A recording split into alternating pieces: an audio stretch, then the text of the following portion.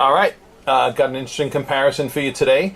Not necessarily with these three diamonds because they do look very, very similar. All of these diamonds meet the highest requirements for light performance in both GIA Triple Excellent as well as AGS Ideal for their optics. The first diamond we're looking at here is a 104 ISI2. The second diamond is a .90 ISI1. And the third diamond is a 1 carat ISI2. So really, their brightness and contrast patterns are very, very similar between the three diamonds. There's no, in my professional opinion, no clear, concise winner. They're all gorgeous. You could toss a coin between these. The really only difference that you can see here is in the size between the 90 pointer and the 1 carat is. All right. So that's really like the only meaningful difference I can point out to you here. We'll look at fire and sparkle on these as well, of course. But I do want you to place the heavier emphasis on diffuse lighting, what you see in diffuse lighting. Okay, now what makes this a little bit more interesting is this next diamond. All right, this next diamond, you can see a notable difference in the optics. And this diamond here is one that gets a GIA very good as opposed to the excellent. Now, let me also say this. Not all GIA excellents look this good.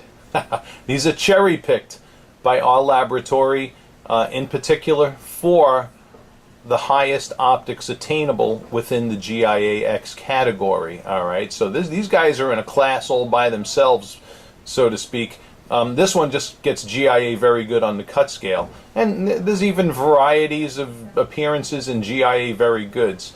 But that's what that looks like, all right? And it's more common to what you see on the marketplace with regards to diamond optics, all right? The other thing that makes this comparison very interesting is here is a diamond that's just completely different shape and everything, but happens to be a really nicely cut princess. And is a GIA princess, I believe, an XVG with polished symmetry, but that's not important. What is important about this princess cut is that it has AGS Ideal optics for a princess cut, and happens to be one of the more beautiful and bright princess cuts. Okay, I'd even go so far as saying this princess cut is brighter than this round. Okay, and it is. There's more reflections of white light in the princess cut here than in this particular round. And is more comparable to this, although that's pretty beautiful right there. That's that 1 carat ISI2. All right, so brightness, you know, we're looking at the reflections of white light. Contrast, we're looking at the distribution of light between bright and dark reflections. Okay, so here's 3 top-of-the-line rounds. There we're going with the GIA very good, and of course is reflected in the price. All right, so if price is more important to you and clarity, because that's a VS2 as opposed to the other rounds which are SI2s, then maybe you might want to go for that one. That's up to you. You got to decide on where your priorities lie. And then if you're going to go princess, that's a beautiful princess cut. All right, that is jamming. All right, now what we're going to do, we're going to move on to dim spotlighting and then strong spotlighting, and we're going to look at the sparkle scintillation and dim spotlighting, and then some strong fire and sparkle in the stronger spotlighting. All right, and here we are now in our dimmer spotlighting environment, and look at the flares and fire popping off of those facets. These are those 3 rounds with top of the line optics. Okay, very, very nice. Okay, very pretty. All right, now let's look at the sparkle on this GIA very good in comparison, and look at the difference. This is a great educational video.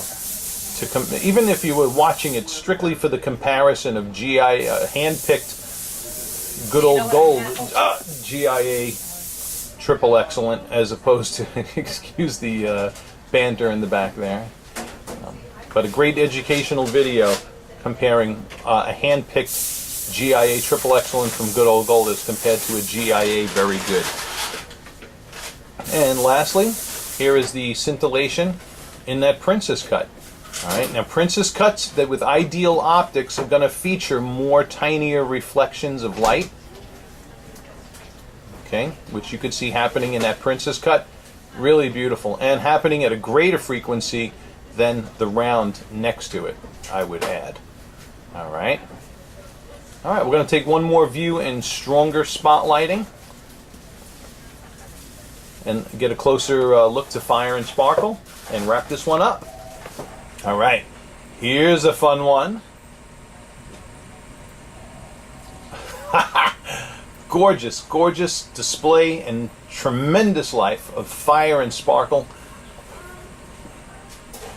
in these diamonds. Absolutely magnificent. That is what a round brilliant cut diamond should look like. And you know, if you go with one of these rounds, you know, quite frankly, you're going to have, she's going to have on her finger the standard of excellence. All right? Because in round brilliant cuts, 57 facet round brilliant cuts, it doesn't get better than this. All right? Here's the GIA, very good in comparison. And you can see the difference here also very plainly. All right? These rounds here have a much better distribution of light and fire. You know, you can even see, you know, we're shooting with macro video too, so you can see the beautiful symmetry in those diamonds as well, whereas that one is more chaotic. Okay. And then last but not least, look at that princess cut.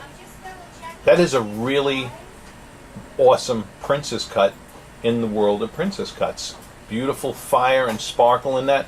You got to just bear in mind, princess cuts will emphasize many tiny reflections of light, okay, which you can see, the more smaller reflections. Beautifully cut rounds are going to have your broader reflections off of those pavilion mains and lower halves, which make them so bright and fiery. Okay, so in rounds, the reflections of light are going to be a little bit bolder and stronger. In princess cuts, more and smaller, more and tinier. All right. Very nice. All right. That wraps up this video. That's what we needed to see.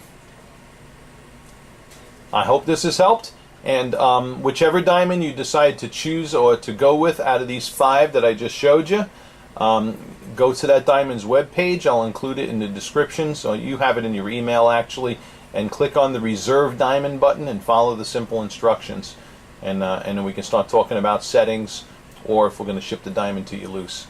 And you guys watching us on YouTube, hit subscribe.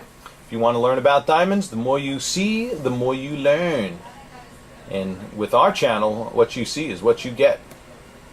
Thanks for watching.